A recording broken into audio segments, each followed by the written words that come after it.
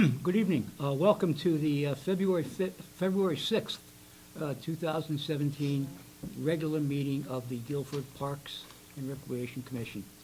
We're calling the meeting to order at 6:37 p.m.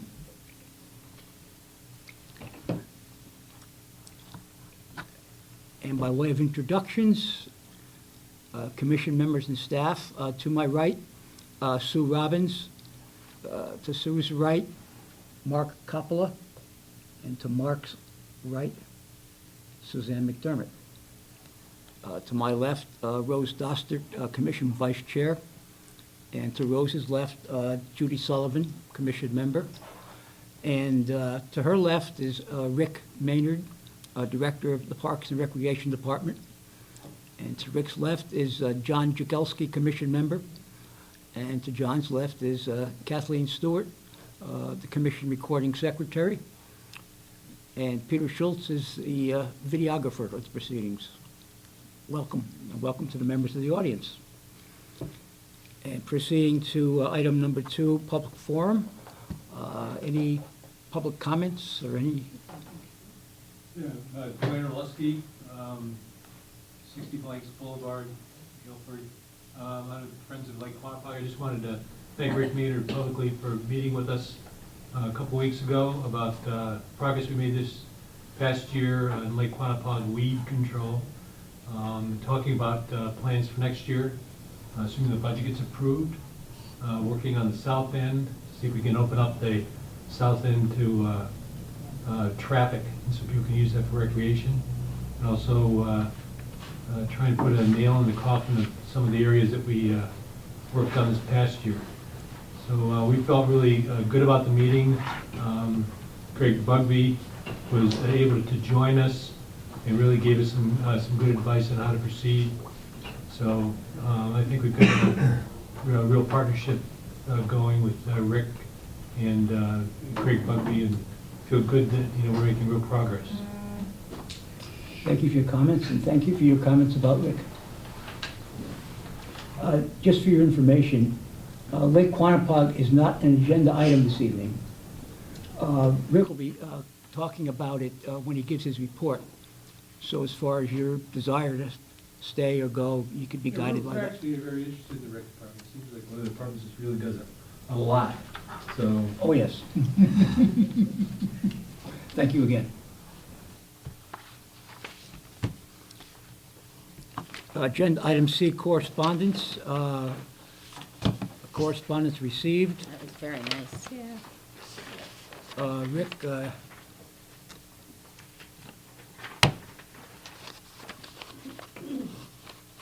was a letter, sorry, I can't really read the woman's name, and we'll see if Patty knows so we can get it for the record, but just somebody, Patty was very helpful when this woman had an emergency and needed some help with a ride and some scheduling, and she was just very thankful and sent a nice note to Patty thanking her for her help. And I always like to, when we get any kind of correspondence, to make sure the commission's aware of any correspondence we get, good or bad.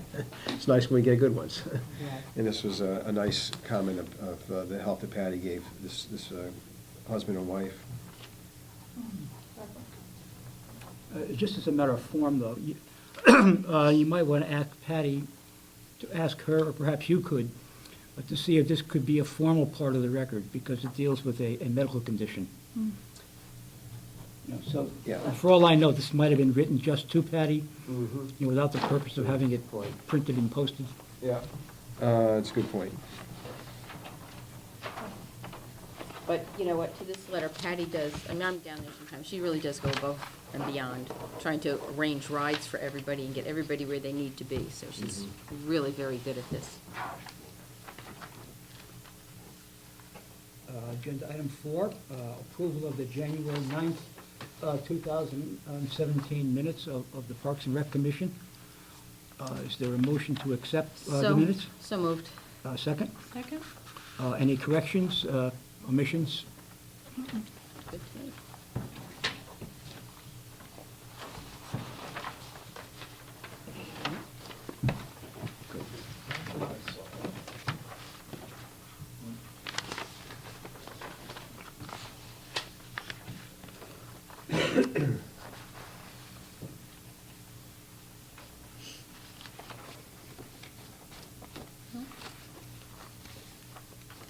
Hearing none, all in favor of the minutes of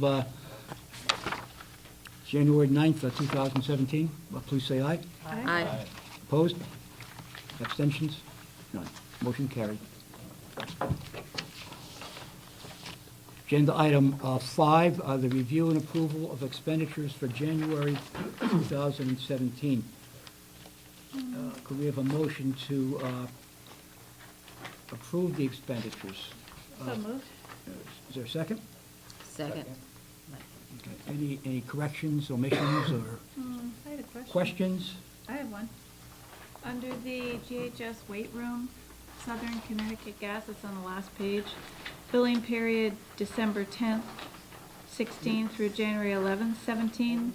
$1,248.28. What's that? That seems, first of all, what do they use it for? And seems pretty high. I don't remember seeing that. Heat? Yeah. And it's only a month, so it's not like it was a grouped amount of billing periods together. I believe that was 1 month, yeah, I think so. I don't think it was, you're right, because it says the billing period is at 1 month, yeah. Yeah, and it was vacation time, so the school wasn't open. Yeah, but it was still used, there were, sports teams that were still using it, Yeah, high school so sports teams. Practice Even and, through, Yeah. break? yeah, Yeah, yes. mm-hmm.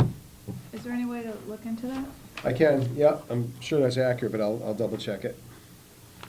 So gas would be used for what? It's heating, that's all heat, It's just heating? yeah. They don't heat their hot water Yeah, but the hot water, A little bit. maybe. I mean, it'd be, hot water and then sinks, there's no showers or anything Yeah. like that. or? Yeah. Okay. That's all I have. Any other questions? Yeah.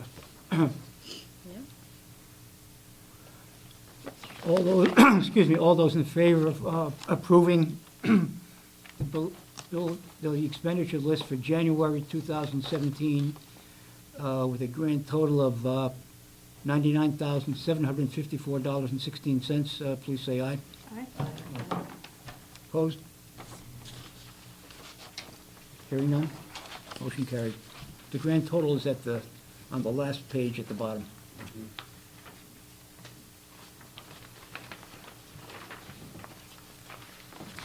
Do you like the format that Bonnie's doing, so she spells out pretty much everything what it is, so Yes. you have there's no question about what it's for?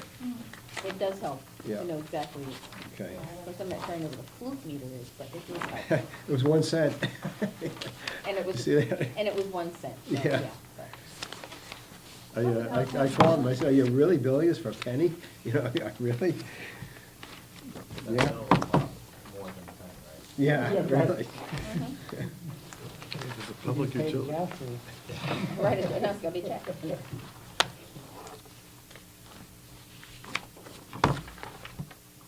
Agenda item 6, department reports. First report, Rick Maynard, please. And Rick, there are a number of items that are already on the agenda. I have items 1, 2, 3, 6, 9, 12, and 13. So you can Mm-hmm. report on those that are not on the agenda. Well, I guess I'll talk about the bands for the summer concerts, those That are all was gonna be booked. my first question. One group is, the first group is Night Shift, they play a lot of hits from the 60s and 70s. Larry Stevens' band, we had him a number of years ago, he's from New Jersey. He does concerts every year in Madison, and he's very popular there. Ragdoll is Frankie Valli and Four Seasons tribute. And then we have the Magic of Motown, which we had last year, but it started to threaten to rain, and the concert got canceled after about a half an hour. Yeah. But people really like them, so we're bringing them back. And that happens to be the same date as Taste of Guilford, which it was last year, Oh, too. good. So it's kind of an all-day event. It's kind of tied in with the Chamber of Commerce event. And then the last one is a tribute to Crosby, Stills, Nash and Young. Ah. And they're really, really good. I saw their video, and they're the harmonies are just right on. Do you have dates for these? I do, boy, top of my head, I think the first one is, No pressure. July 23rd, Okay. and then the 30th, and I believe it's August 3rd, then there's a break in there because of the Shakespeare, or the Handcrafts Fair, but it's August, I believe, 13th, 20, and 27. Yeah.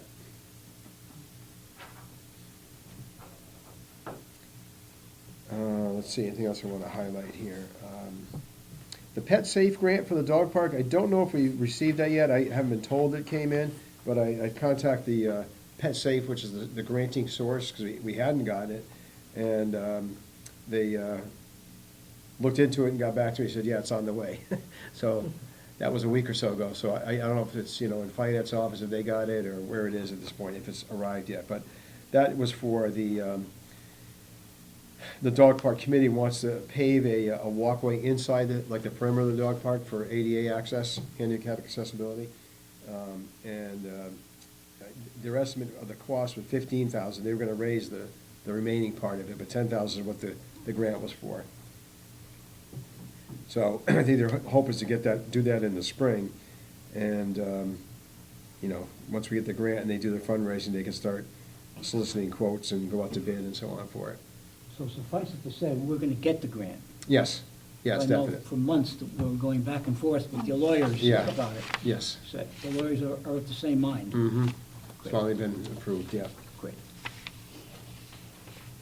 I think that's it. Unless you have any questions or anything else, but like you said, Jack, most of this is other things that are on the agenda. Unless for the convenience of the Quantapop folks, you have something to add to that. No, I was just gonna say that, Under I met with four, them. item four. With They gave the Greg. report. Yeah, you gave the report, thank you, guys. And, I'm gonna highlight, the Greg Bugby is just such a huge help, and he is such a tremendous resource. And Really is. having Greg be involved and helping out, he's an expert, and he's really given us a lot of guidance on what to do there. And it was helpful that he was able to come to the meeting that we had also.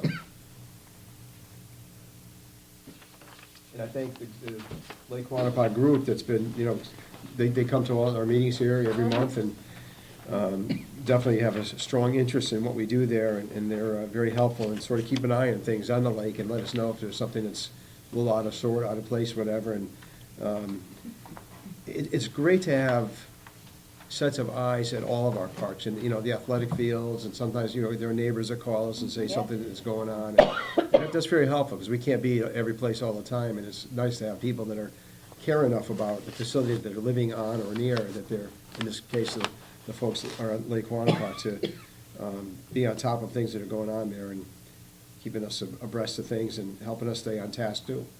It's a nice partnership, we appreciate it. Yeah. Mhm. 6B, Park Foreman's report. I don't Tony was see it sick. here, but I'm sure He he's, was out sick all of last week, he's still out, hopefully he'll be back on Wednesday. So he wasn't able to do a report. But, this time of year, they're basically rebuilding picnic tables, or building new picnic tables, painting them. They take in all the soccer goals, and the ones that need painting, they repaint, and, anything that needs repairs, they're doing that kind of thing. When the weather's been good, which it has pretty much this year, they've been out doing brush removal, cutting back brush at all the parks where there may be eye pokers, or areas where they have a little trouble mowing, they may have branches they have to cut. This is the time of year they do all that. Fence repairs they've gone through, I think 700 or 800 fence ties that they've asked me to order more, they've gone through them. Where they tie back fences, the little metal, aluminum wire to tie the fence. Yeah, so they've gone through a lot of fence ties, so they've been doing a lot of that too. Not a lot of snow removal so far this year, just a little bit. Let's keep it that way. 6C, a report of the recreation supervisor. Ellen and Corey have been working on the spring and summer brochure. I think it's almost done, almost ready to go out to print. And one of the points she met here, they met with the North Guilford Nursery School. We're going to combine with them this year for the Earth Day event that we have on the green. last year, North Guilford Nursery did something up at the Dudley Farm, and then the same day, we had done something on the green, and we're combining together. So part of what's gonna be on the green is the cow flop bingo. Yes, they do Uh, that, yes. That they did up at the Dudley Farm last year, so that'll be on the green this year, and, yeah, that's gonna be Says it part all. of it, part of the event. You just may have some conflict there, because I think that's Little League opening day. It is. too. Yeah. Okay, Yeah, So it'll be a busy day. yeah. it'll be a busy day. They have a parade around the green. So, They still Lovely. step off from the green, and then they head up to Adams. But it's early. Yeah, Yeah. very Oh, And did, on the recreation coordinator position, has somebody been hired, or is that still up in the air? It's, there's someone, it's not official yet, an offer is being made, and it's not, there's nothing official yet, so we can't announce it. Okay. Yeah, because I specifically asked Mitch about that today, and so we need to wait until it's, there are things in writing. Okay.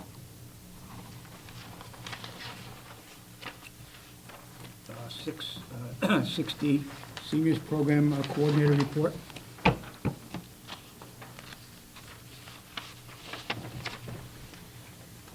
The new SIL catalog is out, and for the first time, we're gonna have registration online with SIL, and we're hoping there'll be 25-30% will register online. A lot of seniors still don't use computers, so we're not expecting it's gonna be a large number yet. I think that gradually it will. If you remember when we initially went online with our registration, probably 10 years ago now, it was 25%. And the rest of the people still came in and filled out forms or mailed them in. So we expect the seniors are gonna probably follow a similar pattern. If we get 25%, that's great. They can still come in person, register, or mail in, as they've done before. But the registration starts, I believe it's February 15th, so in a couple weeks. I think it's the first date. Oh, is that right? Yeah. I was looking at my brochure today, I thought it was sooner, but that's. I think it's the 15th. Okay. We're having a I- staff meeting on Wednesday to talk about it. Asked for a brochure downstairs, and they told me they wouldn't be available until the 16th of February, unless you're a Oh, member. yeah, they're available now, I They think. only to members. Oh, for members Oh, first, okay, yeah. so I got mine Yeah. in the mail, that's why I got. Yeah, members get them first, yeah, But the general public can't get them till the 16th. right. Yeah. Yeah, so the registration is good for the members will be Yeah. beforehand. I'll tell you, if you look at that booklet, the programs they have now they're a lot. They started with 6 or 7 or 8, and I think they probably have 30 in there or 40, it's just amazing. And I think there are maybe 400 members, something like that now? It's a lot. Yeah, It's actually hard to get into some of the yeah. programs. Mm-hmm. Very, We're very signing up for popular. your program. Rick's presenting this year. Just I'm told, yes, yes. Looking forward to that. They're doing some So- great trips. Mm-hmm. Yes, some nice ones. Rick, you want to share with us what your presentation's going to be for SIL? Well, it's not Parks and Recreation, but it's on something to do with World War I. And I emphasize, I'm not a historian, I don't know a lot about World War I, but I have about 36 letters that my granduncle wrote to my grandfather from the battlefield, and he was killed the last day of the war in 1918, November 11th, 1918.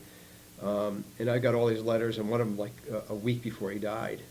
And it's almost prophetic what he said in there to my grandfather. But I've spoken to a journalism class at Southern. They invited me to come and speak about the letters and, what I learned about my granduncle through these letters. And it's amazing how much you can learn about somebody from what they've written.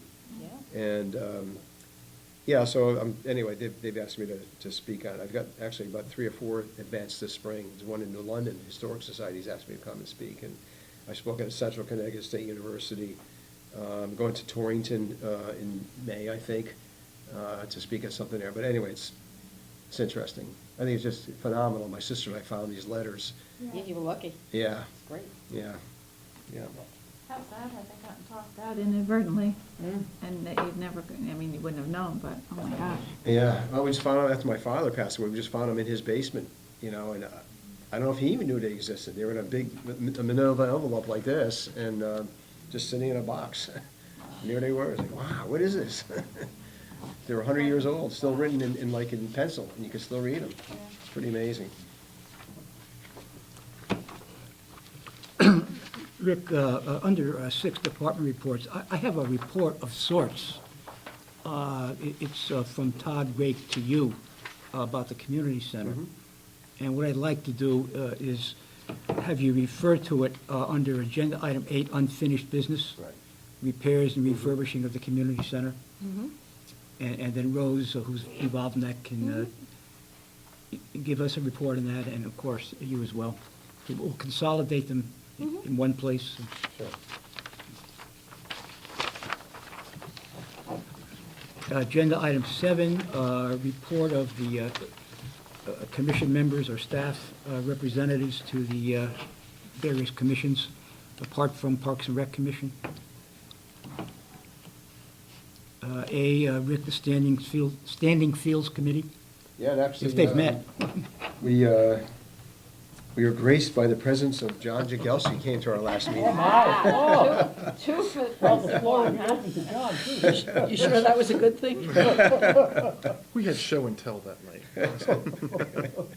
Can you tell? Well, I didn't bring I didn't bring my show and tell with me, but I had taken, from what Rick had talked about with the fields that were under repair, and the new fields up at the high school, I took a stroll. It was a beautiful Sunday, it was a nice warm day, and I'm impressed as to how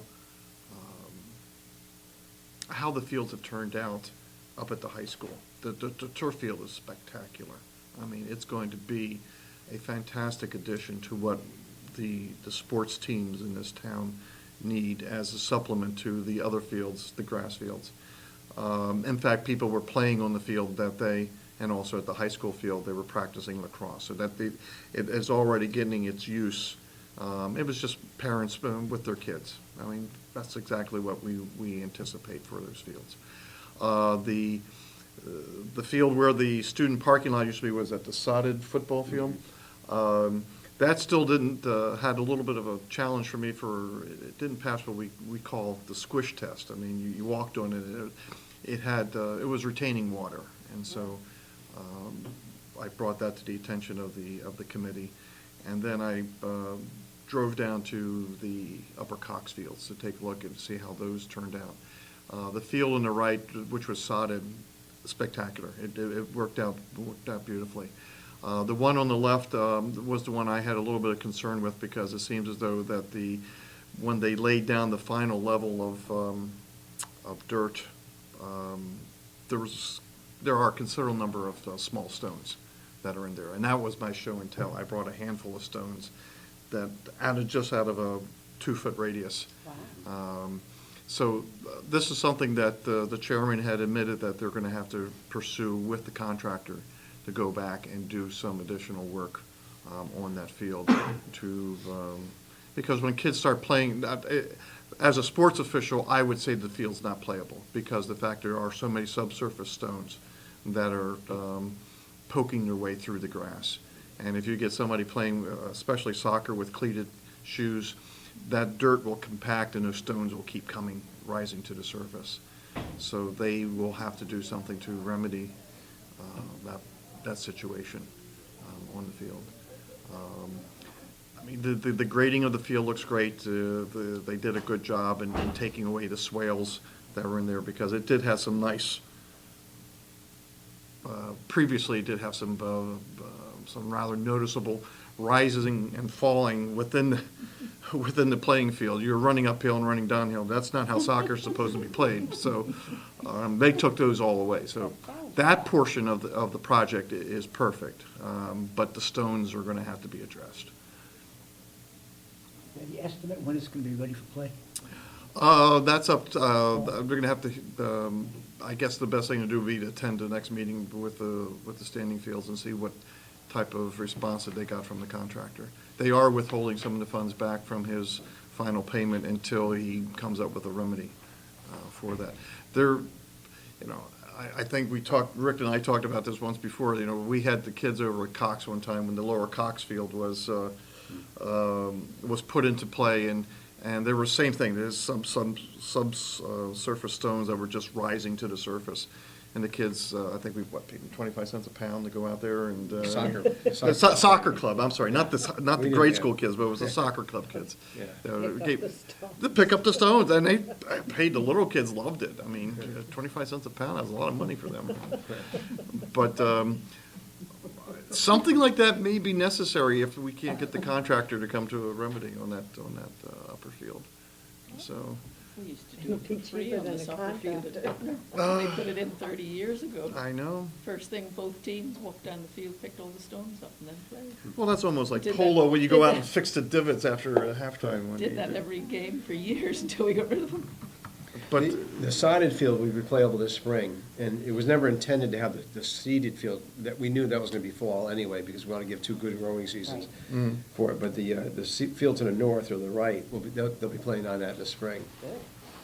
the other addition to the field is that, which was not there before, is that they had constructed a wooden barrier, similar to the Kirby type of wooden barrier that you have as you walk up the runway to go up to the field.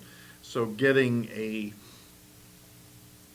bicycle, an ATV or something like that will be most difficult, will be more difficult than it would be if it was open. So there is a barrier there. It looks good. I mean, walking up the field, it looks fantastic. But then when you start digging through the surface, literally, I mean, the stones have to be taken out. And there's irrigation too on both those fields. Yes. Which is new. Okay. Yeah. Rick, any of our equipment, in particular that sand machine, to be able to go up and break that, would that address those stones? We always talked about, using that for Probably field could, use. But we made it clear it's the responsibility of the contractor, and we did withhold funds from Right. them. Because the field before had no stones in it like that. And so now it does, there's a lot. And you walk on it, it feels like you're walking on Rice Krispies. You feel like almost a crunch under your feet because of the stones. As far as kids falling too. Oh, That's- that's I what mean, I'm the saying. obvious issue, that's the obvious issue. So when but- they screened the dirt to put on there, they left the screen too wide. Yeah. And the stones just went right through. Now, these stones are, I mean, these aren't jagged edges. These things are rolled like marbles. I mean, they have been smoothed down, but still they're there, and they have to disappear. That's soil that was brought in, or that was just from Yeah. the? It was brought in. I asked about whether or not we had any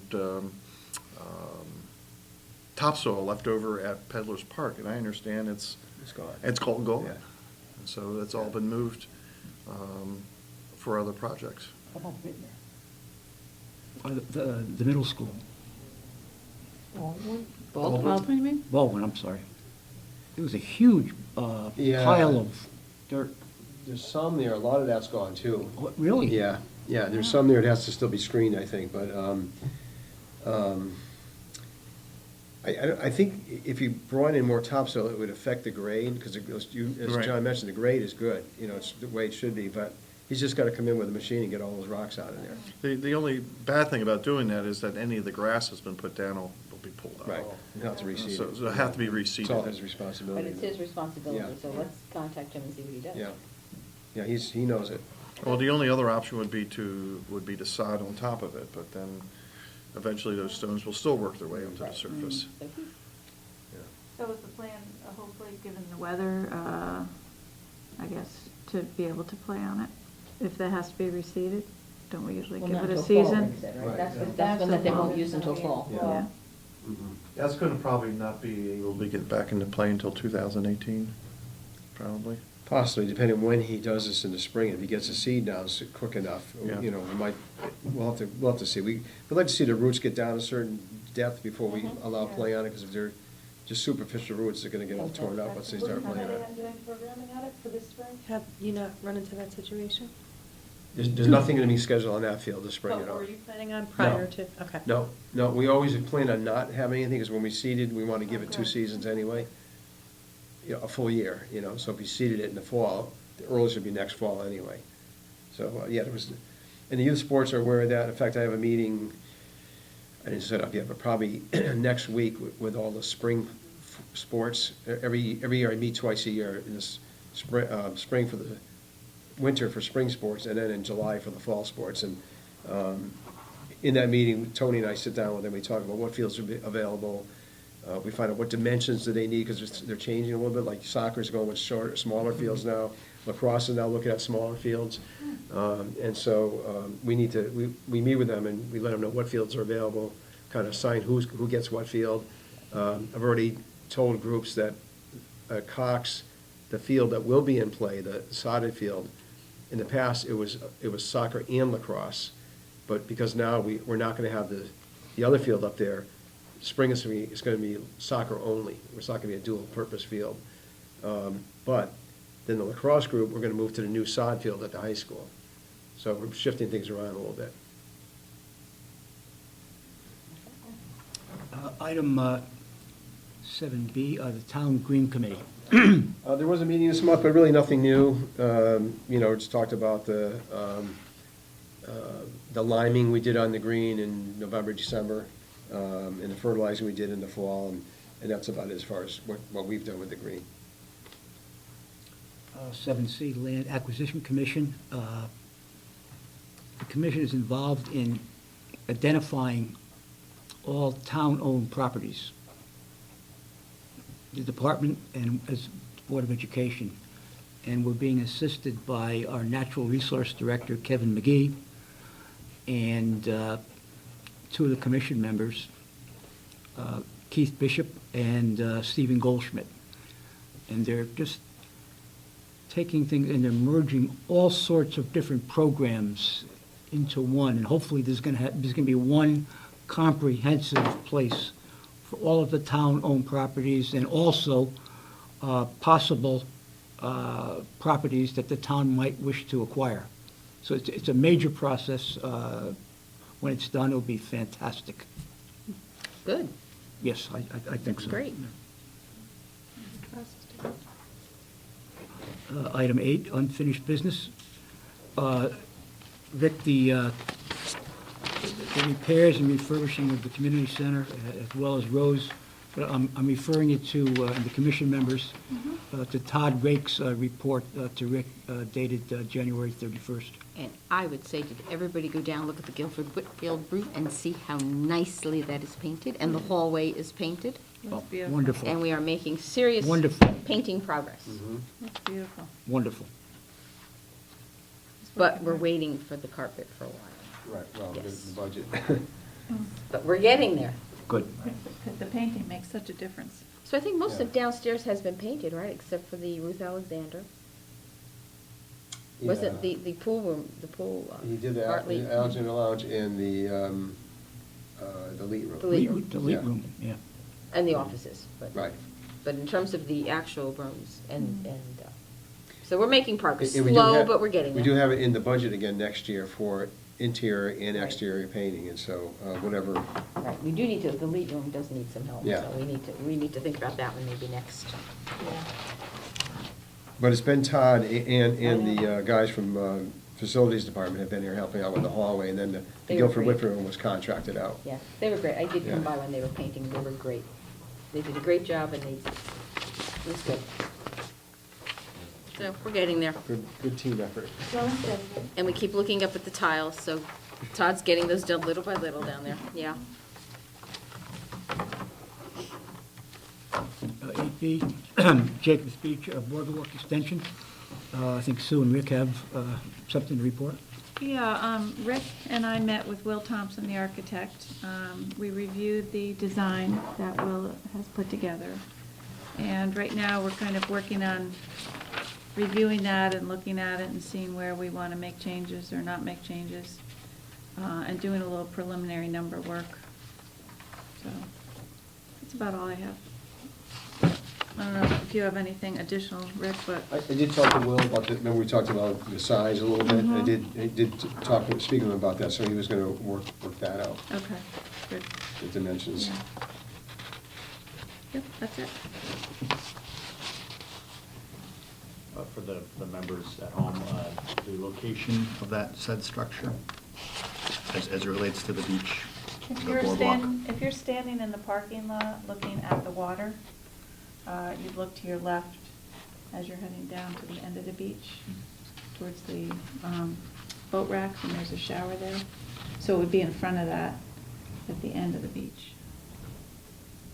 Yeah, it kind of connects where the boardwalk ends now Yeah. and continues east Yeah. toward the playground.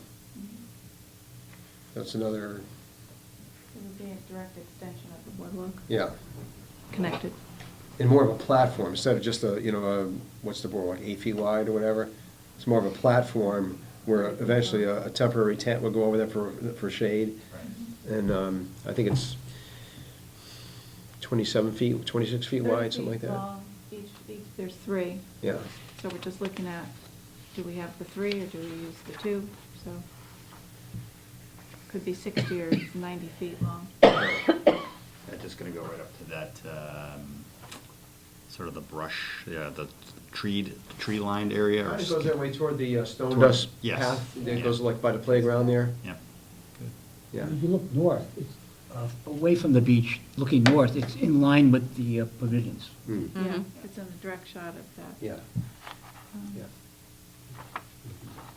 Yeah, so the line of sight remains the same because you're going from the, as Jack said, the pavilions right to that.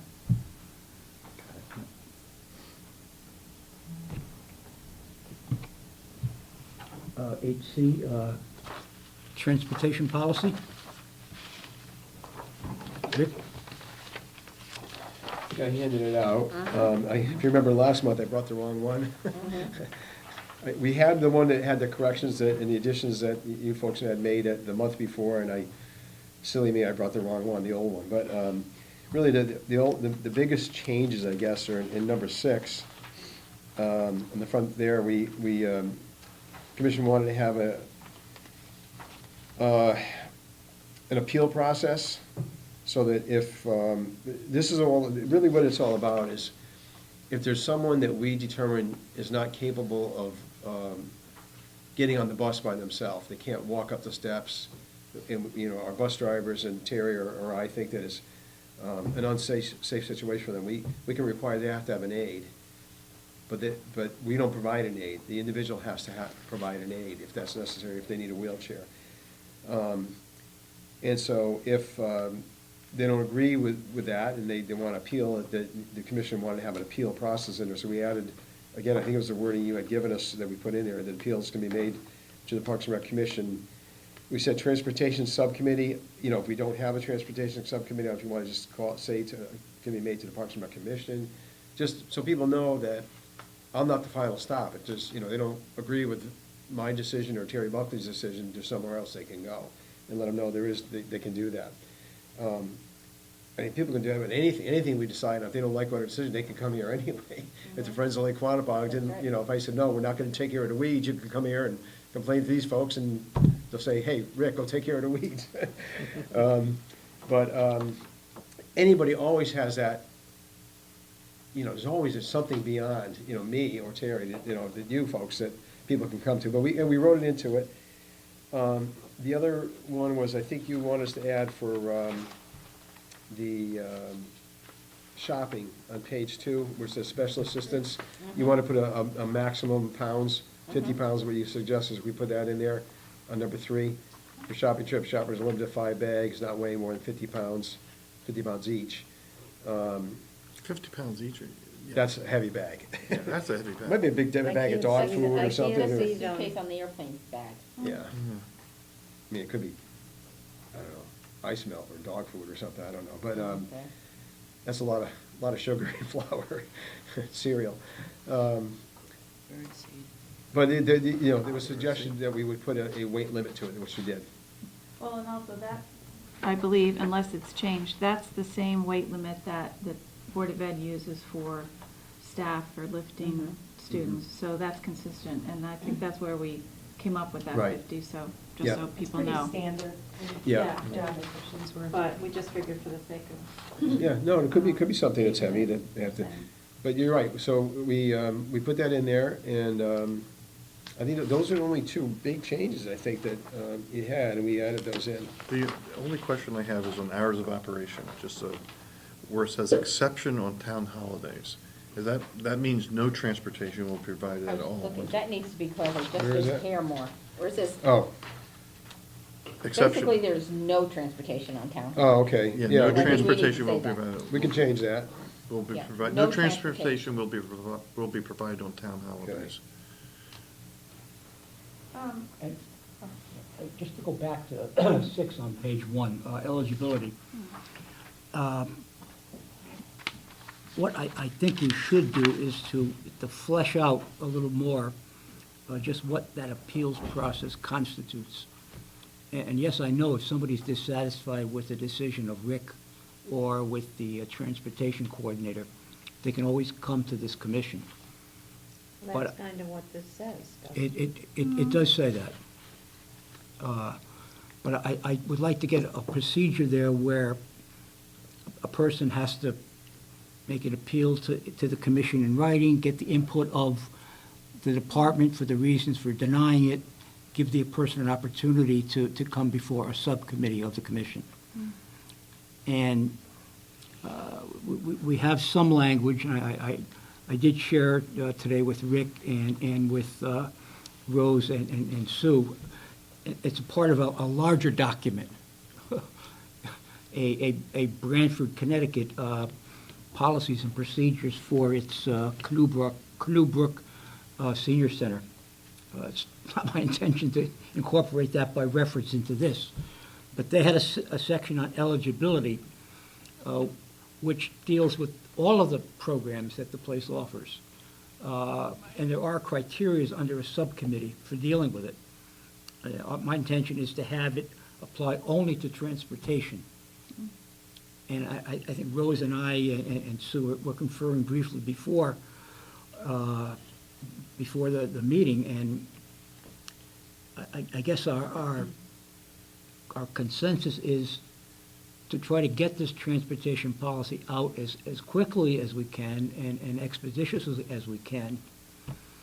And the suggestion came out that, either Sue or Rose, correct me or jump in, that we would adopt this policy tonight, and then by virtue of an email within the next couple of days, 3 days, attach an email so that we can, and have the town legal department review it, so that at some time before the next meeting, I don't think we want to wait until the next meeting, which is not until March 9th, I believe. Just get it done and get it out. And we could have a Email vote. a vote by email, provided everybody has all that information and can vote, having had the information. Yeah. I mean, is that, I think Kath. Well, we're okay, we're actually approving it tonight. Basically, what we're doing is we are going to approve it tonight with the expanded language, and the expanded language will be sent to the committee, and then they would then give us the feedback whether that was okay or not. So basically, we will approve it as is with the expanded language. I don't understand. What do you do? Are you trying to make another document for how somebody can appeal to the commission? no. No. We're trying to specify the procedures and the criteria under which somebody can appear before a subcommittee of this commission. Right now, we don't have anything. It's an open procedure. What it says is that basically they can appeal. What Jack is saying, what he would like to do is have the process written out in steps. So the first thing you need to do Okay. when you appeal is maybe write a letter. Okay. The second thing you could do is this, the third thing. That is if they aren't happy with what the Yes, if they're not happy with the program final coordinator decision of and the. For park and rec transportation, Exactly. Judy. director. Yeah. If they're not happy with what the program director and the recreation director, then we did just want to outline what the appeal process would be in steps. But this is just for transportation. Yeah, just for transportation. Judy, You got that? Okay, To use the that's word- what I was Yeah. To use the- interpreting. To use the You lawyers, misunderstood. to No, use no, the I lawyers' get it. words, no, not the lawyers here, but just the lawyers, due process. Well, don't even add that, just. No, I I'm just got saying. it. I got it. But that's the intent, so that there is a Right. solid process Right. that has language that addresses it specifically, so people that do want to challenge or request, on the next step, that there is a solid process in place, that the language is definitely tight enough to allow people to understand what steps they'd have to do in order to make an appeal. I can solve this for you right now. I can, if you take out that last sentence, appeals may be made, you can say, however, if a resident is dissatisfied with the decision of the senior program director or the recreation, or the Parks and Recreation director, a formal appeal may be made in writing to the Parks and Recreation Commission. There it says it right there. That would be the start of the process. Yeah. They can do that. We want to specify, the amount of time they have to write it to us, and then we have to acknowledge it, and they can respond to it. We just want to go back and forth so that there's due process. That's all it is. Well, I mean, the due process is okay, but you don't want to stretch out their We don't, their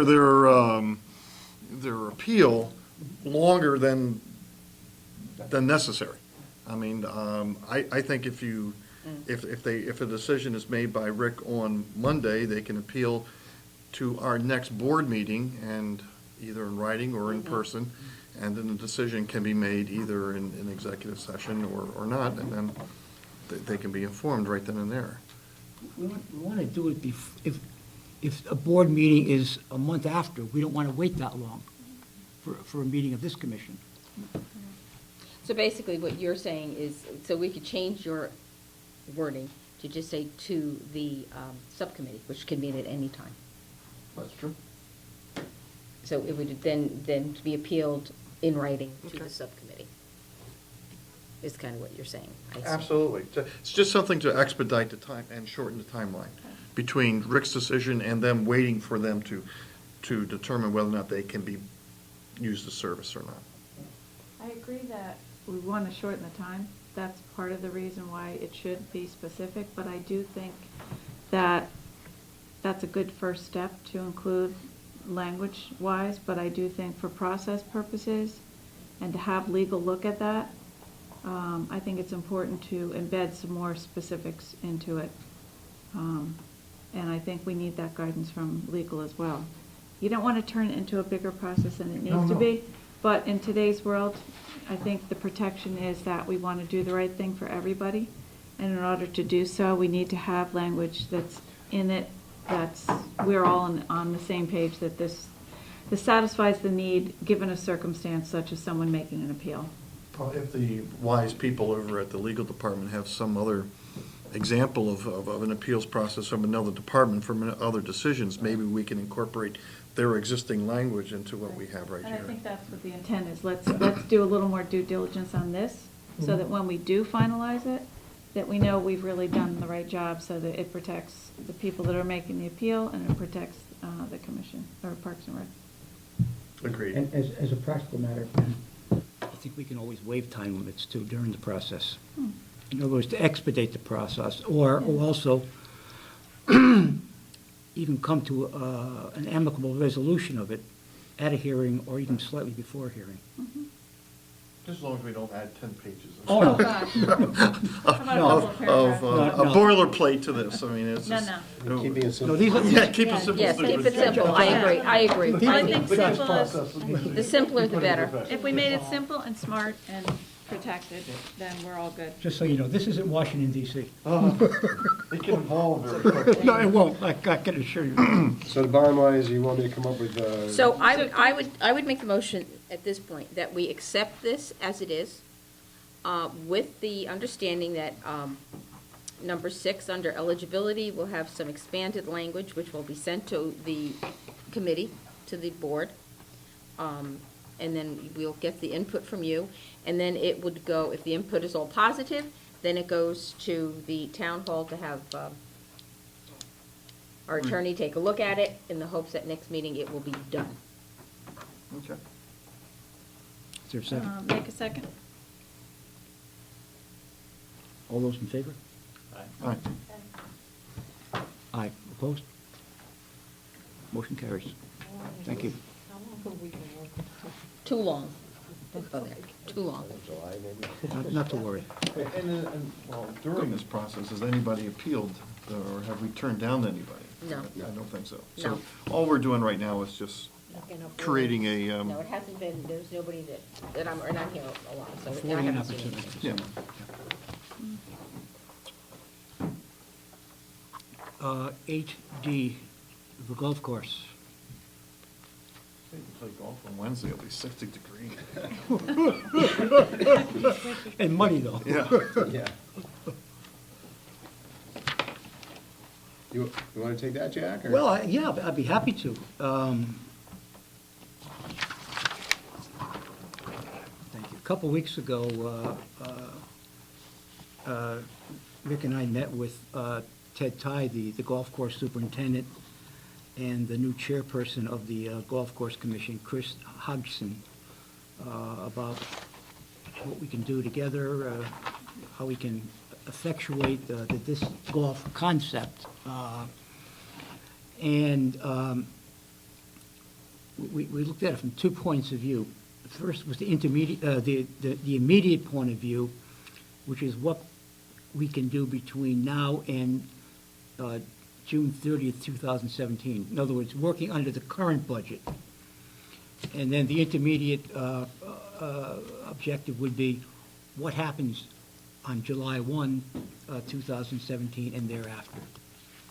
And that was based on the fact that who knows what this is going to look like, the budget's going to look like, ours and theirs, after July 1, 2017. So what can we do? What can we do between now and June 30th to help the golf course and promote things? And they were very interested in us trying to provide a lot of publicity for them, to promote as many events as we decide upon between now and June 30th. If you recall, last year we did one in November. We'd hoped to do a couple of them, but there wasn't as much interest because Vic had arranged a demonstration at at Jacobs Beach, and it was rained out. But we still had, 80 people, 80 participants, and maybe 20 or 30 more spectators. So it was a success. So we're trying to repeat that and do that sometime this spring, certainly once, maybe twice, maybe 3 times. It depends on what our resources are and what their resources are as well. We have a spring calendar coming out, is that correct? Yeah, it should be done at the end of this Yeah. week. Well, I was just thinking, wouldn't it be possible to put a page in the spring calendar? discussed that, yeah. Yeah. I mean, of all the things that would be the most visible directory for people to play golf would be to look in our, I think people in the town, I was surprised when I found out that the golf course wasn't under Parks and Recreation responsibility, that it did have its own separate commission. So, I mean, I've had people ask me about it, and I said, it's not our job. It will be, but it's not now. It may not be. It may not be. It may not be. It may Okay. not be. Okay. But we can certainly, We can put promote a it. page in our spring We have summer the catalog. information. Yeah, Yeah. Ted dropped it off, and we're So putting yes. half a page in there. Okay. We have Yeah. room for half a page. Yeah. Which is their fees, there's a nice picture of the golf course that's going in there, and Good. their daily fees, their season passes, so we're going to promote that for them. Okay. In the summer, are you gonna offer golf lessons to people? I think they're or looking to a try, pro they're, or- well, we may, but they're looking to possibly hire a pro, Jack, right? They're talking about, Well, they're investigating the possibility of hiring a pro on Yeah. a part-time basis. yeah. But don't forget, their golfing season starts within the current budget. Yeah. So I don't know whether they can get that money from the town, but they certainly would try to put it in their budget starting July 1st. Mhm. And I guess that pro would give lessons, be in charge of the pro shop, and do whatever else he does or she does. And they would do the lessons. So, Yeah. yeah. Yeah. Good. Okay. So I guess without speaking for those two gentlemen, they were very pleased with the outcome of the meeting. And I know Rick and I were too, given the uncertainties and the constraints and who knows what. So their budget for this upcoming spring is locked in. It's sound, they haven't had anything removed from their budget? For the present budget. For the present budget? They don't have it. No, they have a profit and loss statement. Right. It's not a budget like we Right, have. it's not a Not pro forma this- budget. But they do, Right. they list the items, the expenditures and the staff and everything else. It's a checkbook budget. Yeah. Okay.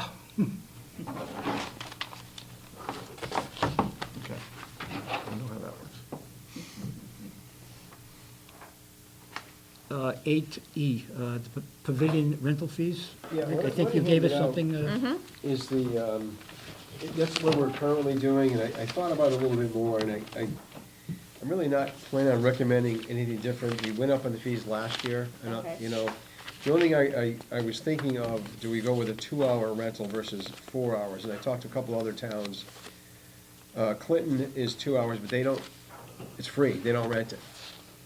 Their pavilions, they have 2 pavilions at their beach, and it's first come, first serve. There's not a fee, but the fee is a trash removal fee, it's a deposit.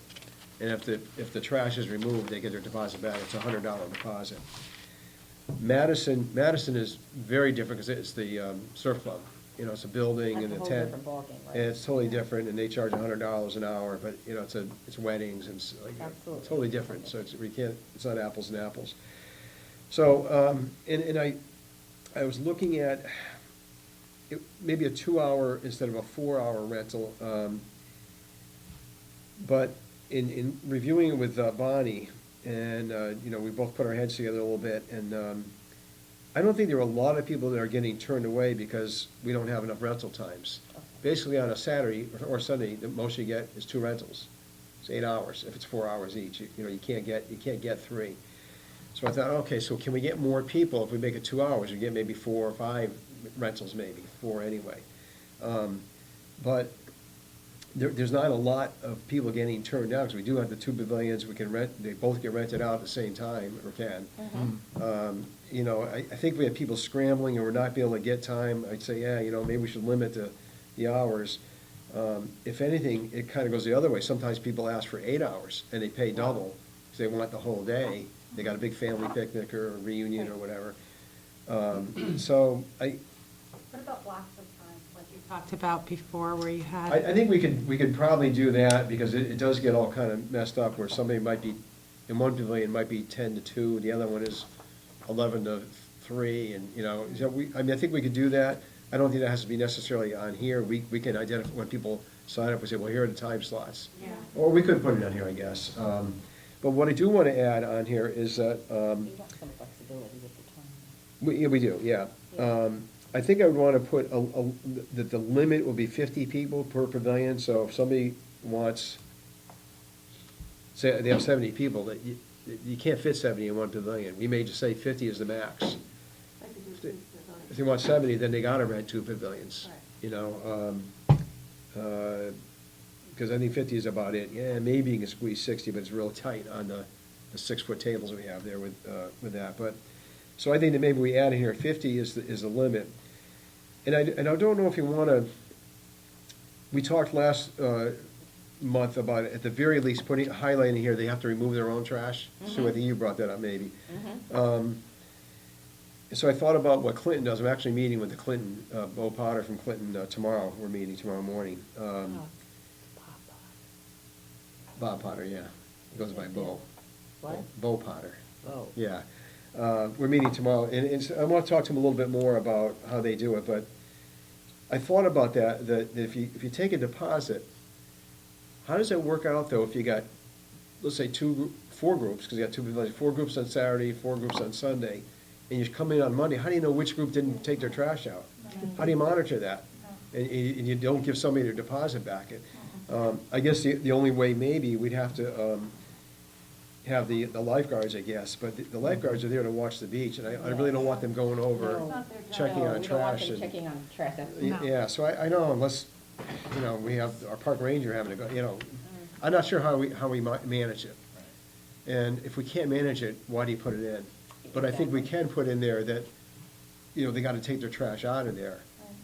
I just don't know how do you, Do we have a resident dumpster there? there's not a dumpster, we've always opted not to have a dumpster because they're Good. unsightly, you know, the barrels aren't great either, but. Mhm.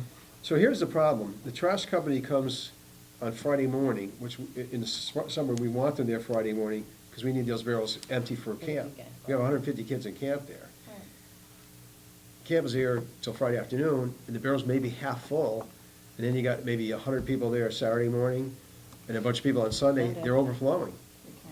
We can't, the trash company's not coming on a weekend to do it, so it's a tough problem. We just don't, the only way it can help is we More can barrels. encourage more barrels or encourage the people to take their stuff out. Maybe we write it in here, and the agreement they sign, they're taking their trash out of there, they gotta bring bags and take it out. I think most people on our system, they'll do it. Yeah. And I Most think the few people would. times that I've used it, or I've been a party to, when we've taken the trash out that we brought in, we take it out. I mean, I think, I would hope people wouldn't be, you know, but it's good to have it in writing. Yeah, I would If have you it. see it Yeah. on here, you're gonna know that, and you're gonna bring trash Yeah. bags with you, or You whatever. can make it big, bold letters, you know, whatever. The expectation Yeah. is that you remove your Yeah. trash. And I've seen it work in other places. There's a lot of peer pressure, too. Great deal of peer pressure. And about 3 years ago, the town of Madison eliminated all of the barrels at the surf club. And some of us said, this is not gonna work. But it did. It did. Yeah, but they also have that enclosure where they have the dumpsters set aside. Right, there are two dumpsters at So one end they of, took them either over to end of the dumpsters. beach. Yes. And it seems to work. You know, it took the trash off the beach and put them into the dumpster, Into the so, dumpster. so it removed the unsightliness of having the trash piling up on the barrels that they had on the beach. Which was what was designed to do. But your point is, there's someplace on site. There's some to place put- on some place. Okay, so it's not like there's no place on site to No. put trash. It's not as if they had to take everything back out with them. Rick, did you ever think maybe doing dumpsters with screening around it, or something like that? Yeah, I mean, that's definitely an option. I know when we had a whole discussion about the Jacobs Beach Improvements Center, we talked about dumpsters, and I don't remember if there was a resistance on the commission, Sue, if you remember, or if it was neighbors, but seemed to me there was a reason we didn't do it. Yeah, And there was a reason why we didn't, I don't remember what it was, but. yeah, Probably the noise of the dumpster picking them up in the morning. Yeah, Yes. you know, people drop Yeah. off their own stuff from the That's gonna beach happen and- anywhere. Yeah. Yeah. It happens in that other town I was talking about, too. yeah. Is there any way to put just a? But I think Suzanne's right. I mean, if you put it on here, I mean, let's think about it. If we put it on here, I would say like 95% of the people will take their trash. I think that will solve, I Almost- know that I wouldn't think The to problem. take my trash unless, unless I saw it on here. And I be agree like- with you. And then I would be like, oh, we gotta bring we gotta bring trash bags, remember that's that, part of your you know? plan. So I think we Yeah. should start with that and let's, I mean, we're, you know, Kind of we're monitor, learning see how it what works could, out. Yeah. Why don't we start with that and see how it works this summer? Plus, we could put a small sign down there, you know, tucked away somewhere. Visible, but not really obtrusive, but something On the where key- on people the, are pavilion. and using the pavilion as a reminder, just a visual reminder. Right. Please remove all trash, you know, And, you know, if office staff think of it, we could ask them also to point it out when people call. A lot of Yes. times people call and ask if a date is available before they fill this out and send it in. Because what happens basically is when I get this, I approve all these, and one of the stuff will write on the top, available, you know, the date they ask for. So Yes. I don't have to go look up, I'm not signing it unless I know Yeah, that of somebody course. checked to see if it's available.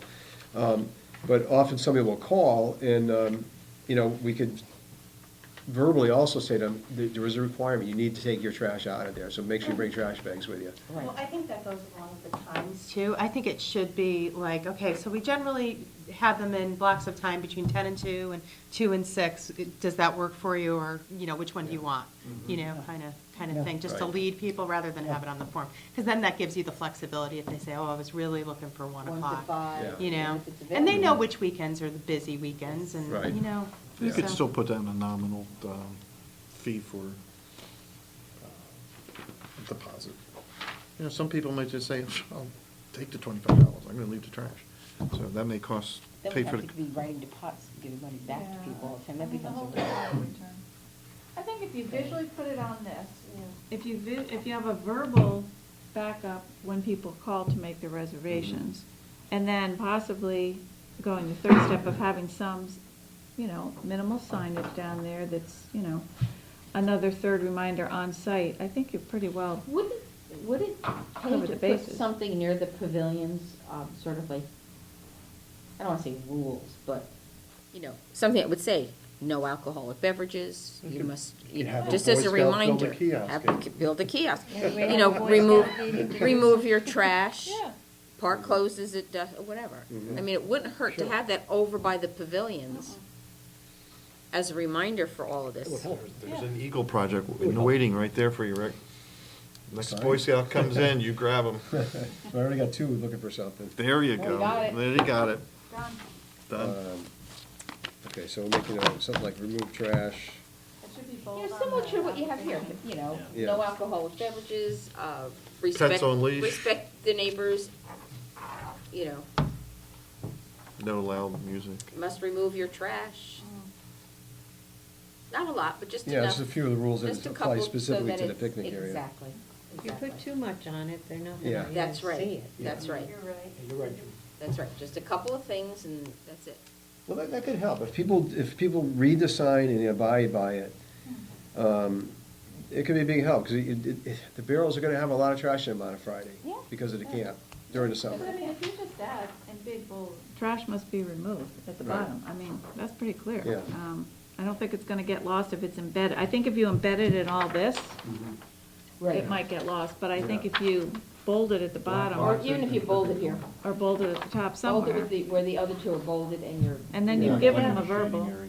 Have a shading area for it, so it's. Or are you saying like where it says beaches close at dusk, like in that area you're talking about? Why not put it, Yeah. put it the very first one? Yeah. Because otherwise it's gonna get lost if it's with Yeah. that rest of the stuff, and if anybody's Oh. like me, I just don't even read all of it, I'm like, oh, too much work, I'll have it at home.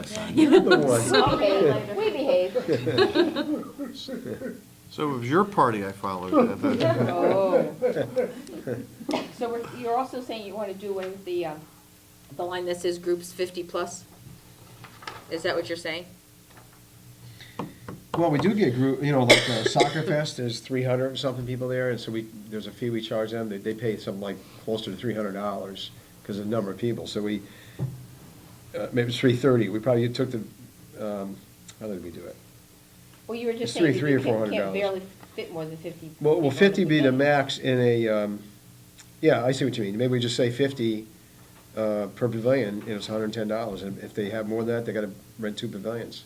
You can't keep the plus. Well, then you can't keep the plus. I Yeah, mean, you gotta go you Yeah, have 1 to yeah. 25, 26 to 50, we Right. have to do away with the last Over line. 50 to pavilion rent. Right. Yeah, over 50, you Over have to rent 2 50. pavilions.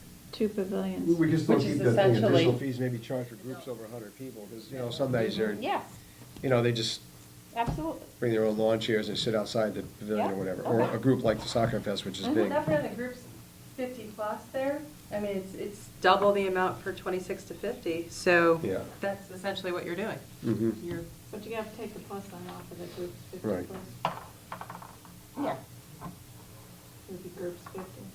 No, we need it, because you have groups 26 to 50. so Yeah. that Oh, goes yeah. totally. And Then so, it's then- totally. Groups 50 plus, but 2 pavilions. Yeah, how are you gonna express that they need 2 rentals? Or when they call up, if there's 75 people, then you Well, I pay mean, 50 plus. 95. It Yeah. shows on here $110 for that amount, so that's essentially doubling the other, and so when they call, you'll say you'll have 2 pavilions, it's $110.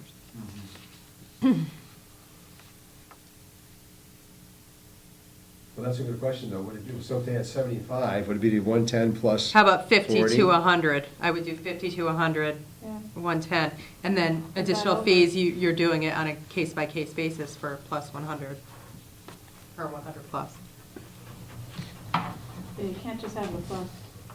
It's gotta be Might work. specific. So we'll say groups of 50, we'll just take the plus off of there.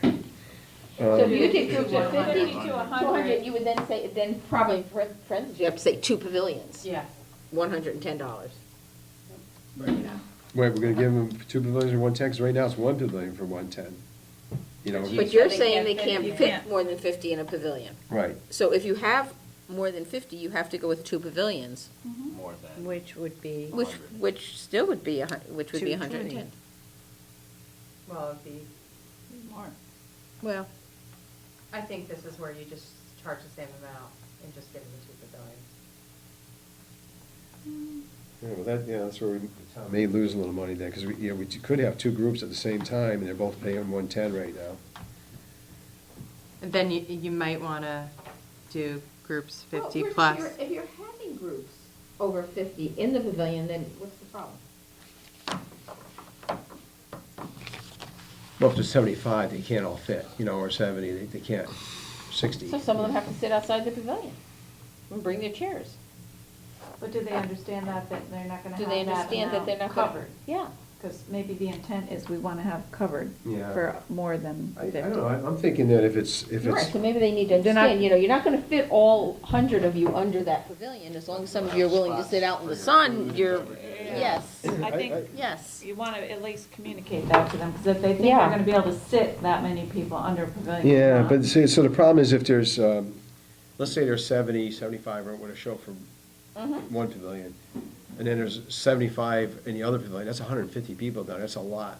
Yeah. And you got noise and people getting in each other's way and everything else. I think 50 should be it. But the way I would look at it, if pavilion, let's say Smith Pavilion, it's the Smith Pavilion and the Jacobs Pavilion. Okay. If somebody has 75 people, I would say that it's $110 for one pavilion, and for the extra 25 people, it's $40. I'd just go back to what the other rates are, so that the total fee be $150. For the second pavilion. Yeah, Fine, as long Right. as you guys are willing to do that. just go by what the numbers of people are, and Sure, go for it. if it's 100 people, in a 50/50, it's 210, And 220. they need 2 pavilions, then it would Yeah. be 220, okay. I think that's the simplest way to do it. Absolutely. I have to do what's also easiest for staff Well, in the yeah, office to that's- interpret. We agree, yeah, Yeah. yeah. All right. And are we still all in agreement that volunteer and youth groups are free? We've never charged, Yes. Little League or Yes. soccer club, or like lacrosse maybe has a banquet at the, picnic, then, we don't charge them. No, that should stay that way, absolutely. Okay. All right, so if you all agree, so I'm gonna highlight, bold, the trash must be removed. We'll work on putting a sign, this won't go on here, get a Yep. sign down there. Yeah. We're gonna take plus off the 50. Yep. And we're gonna put in limit 50 people per pavilion. And that's it, I think, right? Okay. Okay. Thank you. Rick, just above the applicant's signature, I read and will abide by all the rules of the park, and then you have a note, please see reverse side. Yeah, I don't have, they're not on yours, we do have them though, I just made a copy of Okay. this. But it's all the park rules, so like, no dogs on the beach and. It's invisible ink. Yeah. For my eyes. Yeah. Either that, he thinks you already have them memorized, just read it. What, you don't? Of course I do. We were specifically just, and this is just for my own edification, the pavilion rentals, Smith and Jacobs are both at the beach. But how does the numbers of groups, how is that affected up at Lake Quantico? I think it's pretty much the same. The Similar in pavilion's about the same size, size. people, okay. Yeah. Except there you can't rent two. Right, Yeah, exactly, right. that's it. And we just started last year, including Quantico. It used to be, we never, Yeah. anybody could just use it, first come, first serve. But we started getting more requests. Yeah. And we still don't have a lot. We had maybe 5 or 8 all last year up there. Really, Jacobs is the majority. But some. That's a good question, because I've never figured this one out. So during the summertime, you have a group of people who are coming in to use the beach, okay? And they say, let's go have lunch up at the pavilion. Okay, they haven't rented it, but they're using it. So is there a conflict in that process that we're outlining here? If somebody has a rental and they're gonna come in and they see that there's already a group there, Well, if they have the rental, then they're gonna have to ask the group to leave, I would think. oh, that would be, may not be very pleasant. Well, I don't think many think people we've would had go that up, there problem. was something going on, and joined it, or if they were Exactly. there and the group came in, they would. They would leave. I would Yeah. hope, I would hope. They know. Yeah. The life gate guards get a copy of this also. Okay. So they know every group that's reserved. So when I get it, you see, there's one thing, check off is aquatics box. Copy It goes in to the aquatics aquatics. box, downstairs. All and right. So they're- Foxburger they're picks it right up, they bring it to the beaches, and Great. Yeah. so they know who's scheduled there for the week. And so if somebody comes in and says, I'm with the Sullivan party, at 1 o'clock, they don't need beach passes. I mean, they're with that group, they've already paid for it with the pavilion rental. So they have it, the gate guard, and they know it, because I believe me, I check the beaches a lot on weekends, and when I'm down at Jacobs or whatever, the gate guards are right on top of it. They know the groups that are scheduled there for the weekend. Good, okay, Yeah. Yeah. perfect. Okay. So, what do you need from us on that, Rick? I If don't need to anything. I think vote on he's got it. anything, If or anything. You gave me the things you want, and we'll just change that. Yeah, Fine. yeah. Okay. Thank you very much for your input on that, I appreciate it. Quite well. 8F, HVAC repairs. Yeah, just let you know that it's in process. They began last week, working diligently on it today. We're already starting to see a difference. The temperatures are getting adjusted properly. Bearable, Yeah, yeah. It's either too cold or too hot. I told them it's the Goldilocks syndrome, the porridge, we can't get it just right. We're getting there, though. I think they're supposed to be done by either the end of this week or early next week with the process. They're here just about, we'll be here, I think, every day this week working on it. Wow. Good. And they started last week. That is great news. 8G, Grass Island Shack. Yeah. Oh. Yeah. Makes your stomach Yeah. go flip-flop. Well, John Markowski did a tremendous job. He was the Boy Yes. Scout. Remember, he came and gave the presentation here? Yes. And I think 3 weeks ago maybe, there was a meeting in Joe's office, or in the Selectman's office with John, his father, and Ollie Bishop from the Scout Troop, and Steve Nidorf and myself. And that's where Joe Mazza signed off approving the project that was completed, and for him to get his Eagle badge. Since then, there was the vandalism you saw about in the paper. Steve Nidorf and I went out there a week ago, last Friday, and to look at the damage. And it's the first time because he finished the project right around Thanksgiving, and my kayak was out of the water, so I wasn't going to go kayaking over there, and I just hadn't been there. So that was the first chance I had to go look at it. He did it. I mean, it was amazing, the job that they did. Whatever was crooked was nice and straight. The decking, I wish the decking behind my house looked as good as what's on that shack over there. It really did a tremendous job, new roof. So what happened is, there used to be an opening, probably about the size of one of these tiles, Yeah. where there was an opening to go into the upper level. And people used to climb up there and go on the loft. They closed that off. And it was, I don't know, tongue or groove or whatever, 1 inch by 6 inch boards.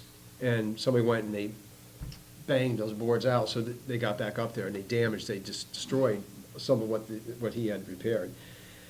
So there are a couple plans. One of them is that Steve Nidorf, his crew will go out there in the spring, and I think they're gonna try to put plywood, get up above that, put plywood over it, screw it down. You can't break through plywood. I mean, you gotta, you really gotta wanna do some major damage to get through plywood. And they can do that, and then there's a window, they could get out the window, and they can Yes. get out of, back out, if they do that, but, so I think that's part of the plan. There's also some discussion about some surveillance cameras. I don't wanna get too much detail on that right now, If we but, want to talk about that, we have to go into executive yeah, session. yeah, so that's what I think, I We can do won't say that too another much. time if you, yeah. Yeah. Okay. But anyway, just some conversations about what to do here, but it's a shame. And interestingly, when Steve and I were walking along the beach leaving, John Markowski and a friend of us were walking to go and look at it again, and we were chatting a bit about it, but very disappointed. And actually, today, I met with him today. He's doing a video of an interview with people who were involved with him with the project, and that's going to be part of his Court of Honor, his Eagle project. He's, just asking, so what did you know about the shack before this was done, and what importance do you think that the shack is for the town of Guilford? And so he was, talking to people who were involved in the project in one way or another. But he's upbeat that it'll get fixed. It'll get fixed. And, Okay, good. I His think, post, when he posted it, you could tell he was just heartsick over He it. was. It's such a shame. It Yeah. was really a shame. But Did he put a picture with the post? 'Cause I don't. He did not put a picture, but Yeah. he just explained what happened, and you could just tell he was heartbroken about it, you Yeah. know, because this was his project, you know, this was his Right. work. His heart So, sweating. you know. And actually, in the meeting with Joe Mazza, one of the questions that somebody had asked was, it's a big Boy Scout project. I mean, it was huge, you know. Yes. We've had a lot of Eagle projects, Eagle Scouts This is contest, one and of the all of biggest them are ones that I ever tremendous. remember coming You know, out. they're all great projects that are really beneficial to the community. But this was very large what he did. The And, coordination of efforts and. yeah, the Yeah. fundraising and funding, everything. the fundraising. And It even was getting stuff huge, over there, just you to know, get out boats there. and. And it's so iconic that it's Yeah. just, you know, That's why, you know, people were really drawn to the project, Yeah. and, you know. Yeah, I think Yeah. there's some hope that he might get some national recognition with the National Scouts Yeah. for what Wow, he did, because he it's such a should. big job. yeah. Yeah. Is this delay going to set him back for his eligibility to become an Eagle Scout? I don't think so. No. I don't think so 18, I either. think it is, or? Yeah. Okay. Yeah, no, because he did it, he completed it. complete it. I mean, he Yeah. did complete it, I mean, he Yeah. dedicated, but Joe he did signed off on complete it. it. Yeah. Yeah. Sure. Yeah. So whoever vandalized it had to have a boat to get out there? No, you can go in the could back walk way, over. Yeah. like It's through a long Madison, walk. right? Neck It's Road. about a is half Neck mile Road. from Yeah. the end of Circle Beach or Neck Road Yeah. along the beach there. Walk right there. But I Yeah. think, you know, well, when we're off camera, I'll talk about it, but, yeah. Unfortunately, there's a lot of knuckleheads in the Yeah. world. So- The bottom line is he did a great job. He did a great Really. job, and, He did. and I'm happy Just to that be- somebody's come forward to help repair it. Yeah. He should be very proud of that. Yes. This was an amazing project, Mhm. it really was. Yeah. Good. Okay. Speaking of roofs. Getting a new roof, are we? This has nothing to do with vandalism. Are we getting a roof? Woo. It's in, should be in progress soon. The contract was signed with Hacks, H-A-K-S, that's the engineering firm, architectural firm. They'll be writing up the specifications and everything. They got their contract last week, I think, so they should be moving ahead with that, and hopefully, you know, by the end of spring or early summer, we'll have a new roof here. Good article on the paper. Yes, it was. Really good. The repair of the air conditioner, or the heating unit, that's not going to interfere with this at all? No, no, Okay, no. okay. No, the HVAC work is all inside, nothing on the roof. Nothing on the No. roof? Okay. No. Item 9, new business. I have a question. So, do we think we are really going to start working on a disc golf course? I hope so. So what's our first, let's, I mean, yeah, we keep talking about it, but what would be our first thing that we need to do to get this done? Well, we put money in the budget, so I guess we'll find out if we get it. Okay, You then we'll know. wait until the budget. Yeah, Then I'll bring it up again. yeah. Okay. But meanwhile, I think, I still want to, there are 2 times that Ben, the big Ben, the professional guy, there are 2 times we had scheduled to look at a Right. couple spots, and both times he had to cancel. And then we got into winter, and Yeah. we had a little I snow. imagine and- we'll have to have like a consultant at the meeting in order to do this, but I don't know if we can or whatever, but. But I can tell you, I have spoken with, I don't want to divulge on camera who they are, but there are a couple companies have come to me saying they want to be involved with something with us. They want to contribute to something. And in both cases, one of the things I mentioned was a disc golf course. And, I think there'll be sponsors willing to even pay for baskets, which is about $350 Could be roughly. like the dog park. It's very similar to that, yeah. Bring it on. And I've been told that the disc golf community, they volunteer to build these things. So I think we can get a lot of help. So even though we don't have our budget, can we at least do, given the weather, some site walks for possible, just like we did with the dog park? So that when the budget passes and we're ramping up again in May, maybe we've done some preliminary location research so that we're not starting from scratch at that point. Maybe we'll be ahead of the game if we've been able to establish a location. So- Do they have an idea of how much acreage they're going to need? Well, for 18 holes, it's similar to the size of a golf course, so probably 120, 140 acres. I mean, if they go with a full big size like that. That's big. Can you do it on shoehorn it in a smaller area probably. I mean, you know, we did the 9 holes. on the golf What's course. the Guilford Lakes golf course? So how many acres is that? It's not big. I can't remember how many acres it is, but, those 9 holes, I think, you know, ideally, if we could try to get 18, it'd be good. Okay. Well, you know, I just say this because we have to wait for the budget, so why don't we just wait? But I just want to make sure that the disc golf gets on our agenda so we don't forget about it. I really do want to see it happen. What about Penders, though? Is that? I'm thinking of both sides of Penders. Going in, is the area that's cleaned or cleared rather than, aside from that big mound. Right. But also to the right. Yeah. It's a different type of setting for disc golf, probably more in the woods type of thing Right. as well. More typical, yeah.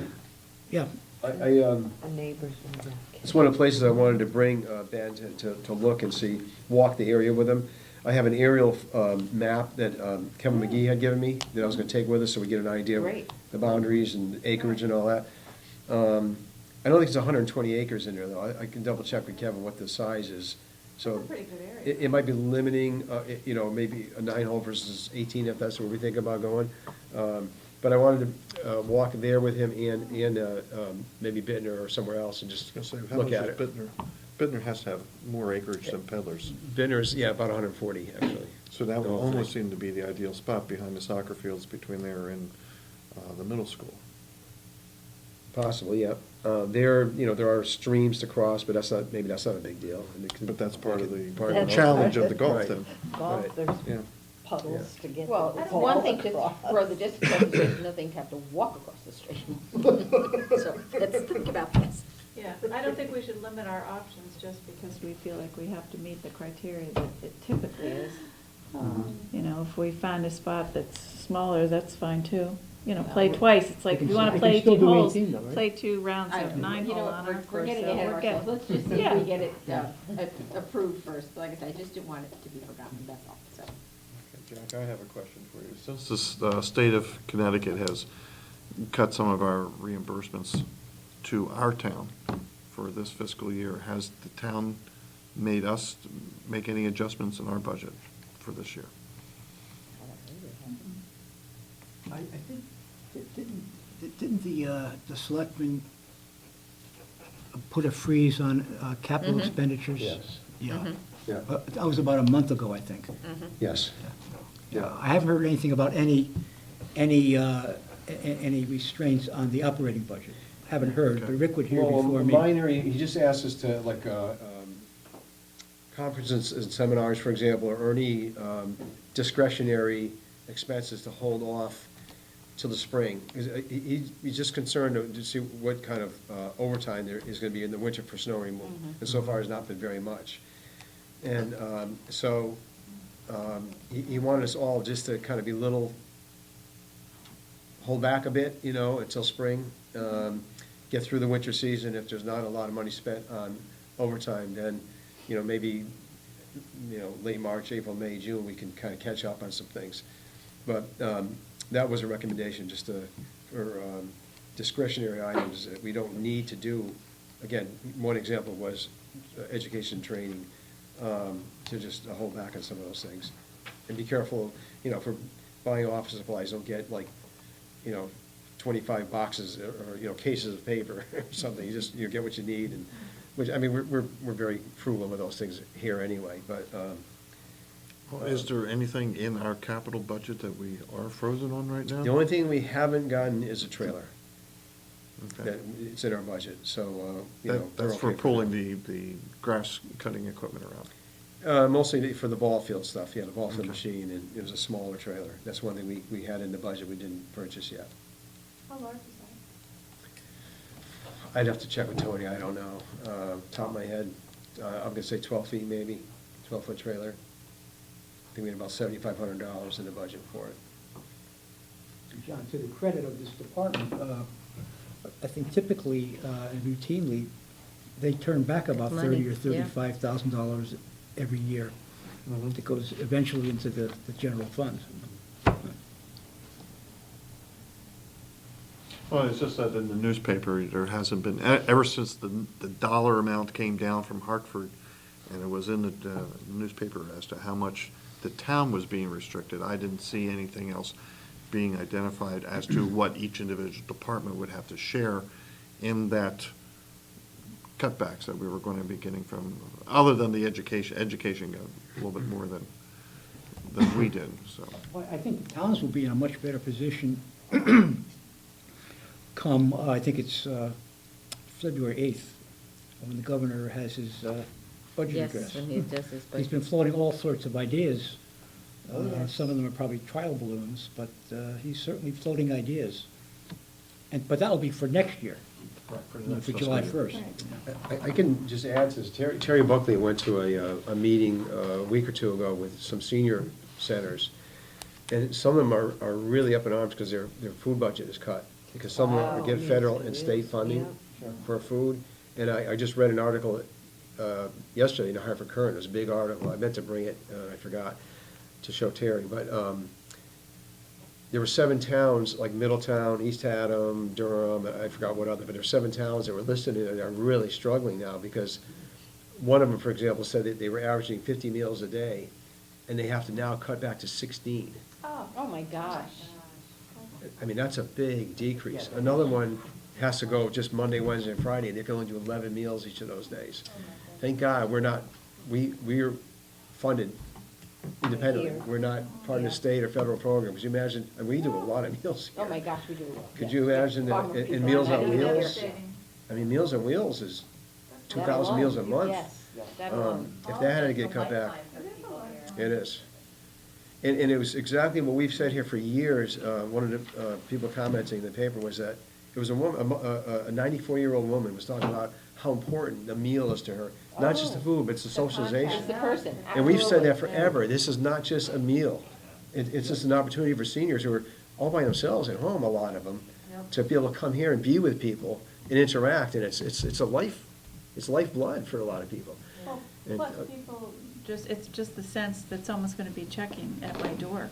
Yes. Exactly. So if Yes. something happens to me, Right. I'm laying on the floor. It's a backup on that, too, yes. It's a peace of mind Yeah. to know that someone's gonna be knocking on your door on a set day, Yeah. time. With the Meals on Wheels. Yeah. Yeah, Meals on yeah, Wheels. yeah. So I think we're very, very, very blessed. Yeah, we are. We have a program as we have here, and we're not tied in with the state or federal It government. seems to be working. Yeah. Are those cuts in the programs in those towns effective immediately during the current budget year? I think so, yeah. Really? Yeah. I mean, I think they said budgeted. started like February, March, Yeah, they had to sure. start cutting back. Okay. Yeah. They budgeted for that. Right. I mean, the higher amounts. Well, hopefully, there'll be some backup from companies or something Yeah. to subsidize it. Right. There's Okay. a large insurance company that just announced that they might be, well, they didn't announce, they are in discussions Talking to- costs. about leaving the state, which is the largest insurance company in the state.